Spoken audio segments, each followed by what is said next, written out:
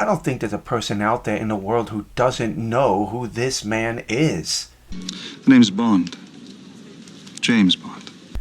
Well, if you don't know who James Bond is by now, then we have to ask the question, where have you been? Let's be honest about it. James Bond is one of the most iconic characters in the history of cinema. With over 25 movies and 6 actors playing the role, I don't think there's a person out there who doesn't know who James Bond is. But with that said, I have a question for all of you. What theme songs out of all these James Bond movies have had any time on the radio, and why have some had more airtime than others?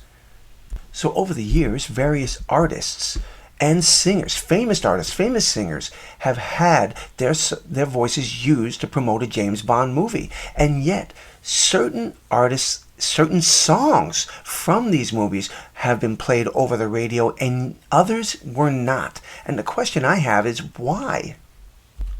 Duran Duran's A View to a Kill is probably one of, not the most, but one of the most popular songs in the James Bond franchise, which is understandably why. The video was amazing to watch. It was kind of clever in the way they did it. While the movie itself, A View to a Kill, was not considered one of the greatest movies in the James Bond series, it's still, the music video itself was pretty cool. And it definitely had plenty of time on the radio. It got plenty of airtime. For Your Eyes Only is another James Bond song that definitely, even to this day, still gets airtime on the radio. Sheena Easton was just amazing. Her vocals were just fantastic. And not only was the song great, but the movie did a decent job too.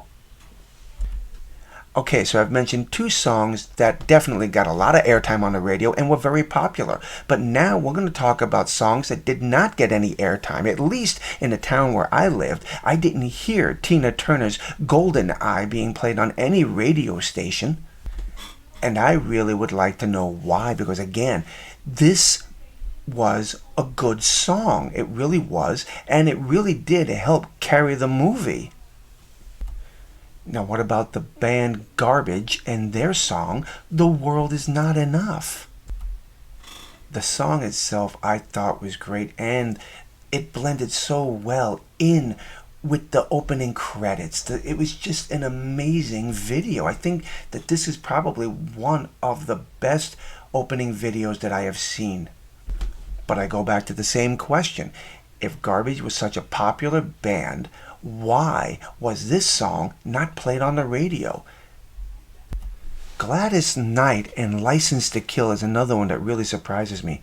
Of all the songs to not get any airtime, Gladys is just such a popular woman, at least she was, and her vocals on this song were just amazing. I honestly think that they did not do her any respect by not showing this, or at least airing it on any radio stations. Now, maybe in your town, or maybe where you lived, they did play this, but where I'm from, no, they did not. I didn't hear this at all.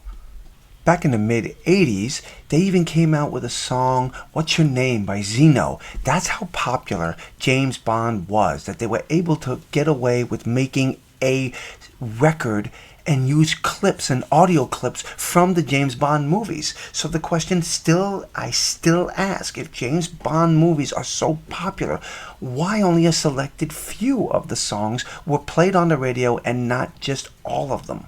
I think you've made your point. I would love to hear your thoughts and comments on this one, so please drop those comments below and let me know.